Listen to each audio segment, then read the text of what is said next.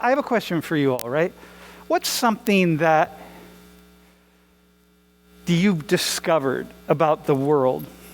The world could be Queens, could be Michigan, could be, wait, where'd you say you were from? Lancaster? But that just left you that leaves you or has left you speechless. Just like, oh my God, I can't believe X. It's like something that, at this stage in your life that you've learned either in college or high school or read for yourself or you watched a video or something that just has left you speechless. And if you don't have it, if nothing comes to mind, I'm going to talk a little, something will come to mind as I'm talking. So does anything come to mind to any of you? Something's like so surprising, you're just like, holy shit, I can't believe that. Okay, I'm gonna give you a couple local ones, and I'm gonna talk about my own experience a little bit, and then we're gonna come back to you and we're gonna engage. Okay, so for right now, so one that just kind of recently happened, which isn't like an entirely a new thing. So I got this. This isn't what leaves me speechless. I mean, it's like. If you don't know, it's Donald Trump hat. It's the second one, because the first one was Make America Great Again. And this is Keep America Great. So somebody gave me this. They had it, I asked for it. Because, you got to have a Trump hat, you know what I mean, somewhere. If you're into hats, you got to have at least one Trump hat.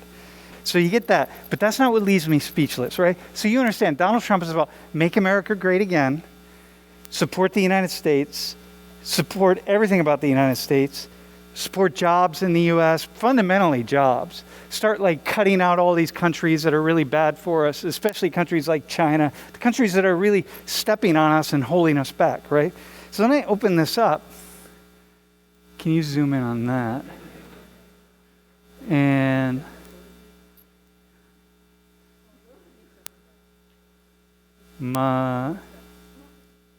there we go. And so I was literally speechless, right? This isn't me like a critique of Trump or something. And let me just be really clear about this, right? This is a critique of absurdity, okay?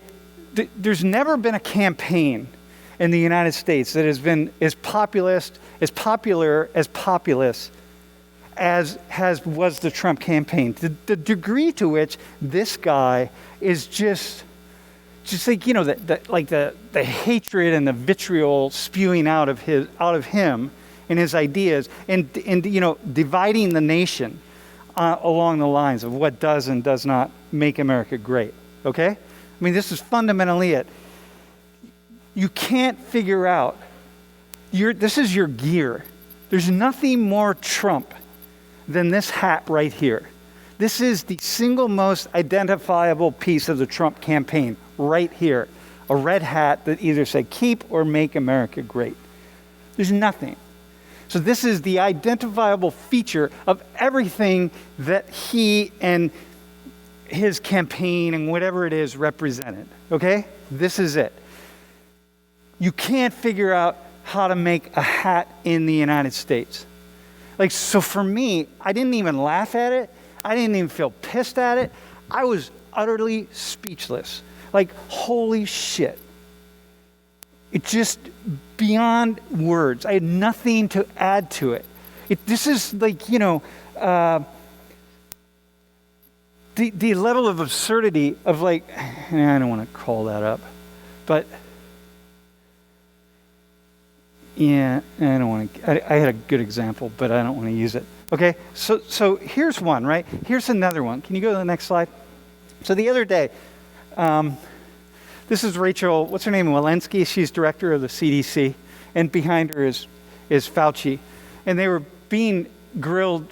They were being asked. They actually weren't even being grilled. It was a Senate hearing on the vaccine and wearing masks and so on. This was like a week ago or so. And so there was a senator asking her questions. He happened to be a Republican senator, but he was very smart and pretty thoughtful. And, I thought, okay, this is really interesting. Let's see where this thing goes, right? And so one of the questions he asks is, this is a CDC, Center for Disease Control. Okay, you get it. You understand what this organization is. When you think about the COVID, and you think about the vaccines, and you think about wearing masks and all of the stuff that we're doing. So he asks her, what percentage of employees working for the CDC are vaccinated? Now the answer is 100%. Because if the CDC isn't 100% vaccinated, what the okay, 99.5%, because there's going to be a half of 1% of people who are immunocompromised or something, right? But the answer is going to be 99.5%, right? Because this is the CDC. Come on, man. You're the one telling everybody else to get vaccinated. And her answer is, I don't have those numbers. And I'm like, oh my God. And the reason is because it's far less than 99.5%. And then he asks, well, how many people are back to work? Because, this is the whole messaging of the CDC is to put people back to work. Get the economy going again. And she says, I don't have those numbers. And he's like, wait a minute, hang on a second. You walk down the halls and you look in offices, how many offices are occupied? You know what I mean? Like, how about that? And she's like, I don't really have that. That led me, my mouth dropped, and I thought, oh my God, that's equal to made in China, right? How is it possible that it's not 99.5% are vaccinated, that you don't know, which means it's going to be a lot less than that. Because you understand, this is the encounter. The title of today's class is The Encounter. So these are the moments when we encounter things that are so bizarre, so strange, so screwed up that you can't even put words to them. You have no idea how to even begin to understand what it is that's happening. And those are two examples from two ends of the political spectrum, by the way. So for me, I'm pulling stuff from all over the place, okay?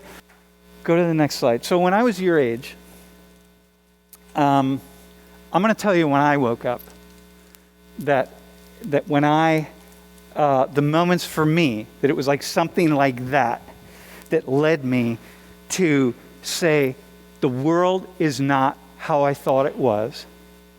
And I never turned around and went backwards. My whole life changed from a certain point in time. And after that, it was a series of, it's just been a journey to try to understand why it is that the world is organized as it is. Because it became unacceptable to me to just say, oh, the world's screwed up. It's like, that's lazy. That's just lazy. People are just like X or Y. It's like, no, that's lazy. I wanted to know how it is that the world is like this. And so I have spent from the early 1980s to now trying to figure it out. And I've gotten a little closer. And who this woman is, this was one of the things that happened for me that changed the way everything changed. I'm walking down this way, and I just go a different direction. And this woman lived in a little village in El Salvador called El Mazote. And El Mazote was a rural farming village. And it was a really poor village. And the Salvadoran military trained in the United States in their anti-guerrilla, anti-communist tactics, right? So trained in the United States, these squads went into her village and massacred 1,000 people.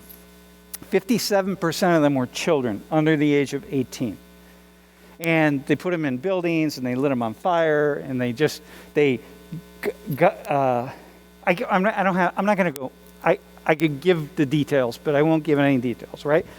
So I didn't know anything about this, what was going on, right? Like I didn't know. I'm like you, right? I'm like any of you. Like, I don't know, dude, I'm living my life, right? I'm taking my college classes. I'm trying to figure out, where I'm going to have coffee the next day. Who knows? I don't know, you know what I mean? Like, just trying to figure out life. And then I encounter a couple things like this. But this was one of the very first things I encountered. And I said, wait, hang on a second, what is that? And I started exploring. And for some reason, it hooked on, the story hooked onto me. You know, it wasn't like it just went by, it hooked in. And I could feel the hook, and it wouldn't go away. I couldn't pull it out, and it wouldn't go away. She was the only survivor of the massacre that killed 1,000 people in El Mozote. Okay? And she lived to tell the story about what happened. The men that committed the massacre, all of the officers and leaders were trained in the United States at a place called, in Fort Benning, Georgia, a place called School, it was called School of the Americas. They came here, they learned their tactics, they had support, their weapons were given to them from the United States, the training, one thing after another. And so I realized, hey, as I'm sitting, you know, like in a class like this, and I'm realizing, wait, hang on. I paid for that. Wait, those are my tax dollars. Holy shit. People around me are supporting that. And then it just like the bells started to just go. And then I couldn't live anymore. Like I couldn't live with it. And so I start one after another. I started peeling back the layers of reality to try to understand what was going on, to have more of the encounter with absurdity, right? So it's like the Trump hat. You're like, yeah, I can tell you like, yeah, probably why they made it in China and not the United States. But I can't tell you why they made it in China and not the United States. Dude, this is, your whole reality is anti-China. So, you know, I got a good idea. We'll make our hats in China. Like, dude, like, what the fuck? You know what I mean? Like, seriously, there's nothing, I can't hold that in my head too long. Now, bro, if I were on shrooms, I could probably hold it in my head, right? But I'm not. And so I can't. You can't even hold the absurdity of that, right? So 119, for whatever Social 119 is today, right? And what happens is, you know, like I'm now an old man. I mean, I'm not that old. I'm pretty young. You know, I can still bench press a lot. I'm, you know, whatever. But I'm old compared to what I was when I first started teaching. I taught my first class when I was 23. I had a different, you would see me differently. It was different. Now you see me in a certain way. I talk about things differently. But this class has been a class for the encounter. To have the encounter. So this guy, next slide. This guy is a priest, a Catholic priest, Roy Bourgeois. He was in class one time. We raised money for him. His whole life was spent for 15 years during this time to shut down the School of the Americas so that the massacre that happened in El Mozote would never happen again. To stop that. This guy gave his life to that. All he did. And he was on some speaking tour, and I'm like, oh, dude, you got to come to 119. You got to speak in my class. You got to talk about this. And he told story after story after this. He's been in prison. He's been in all sorts of just terrible situations.